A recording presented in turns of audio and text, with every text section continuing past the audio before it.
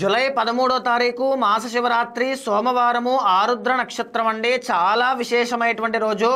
ఎవ్వరు ఈ వీడియో చూస్తున్నా ఖచ్చితంగా 10 మందికి షేర్ చేయండి. ఈ రోజు మళ్ళీ మళ్ళీ రాదు. తప్పనిసరిగా ఎన్ని పనులున్నా సరే దగ్గరలోని శివాలయానికి వెళ్ళి నీళ్ళల్లో మారేడు దళాలు వేసి ఆ నీళ్లతో స్వామికి అభిషేకం తప్పనిసరిగా నిర్వహించండి. దీనివల్ల మీ జాతకంలో ఉండేటువంటి గురు దోషం ఏదైనా ఉంటే పోతుంది. పితృశాపాల నుంచి విముక్తి కలుగుతుంది. ఇంటిల్లపాది అందరికీ కూడా సర్వరక్షణ అంతా కూడా శివానుగ్రహం వల్ల మీకు కలుగుతుంది.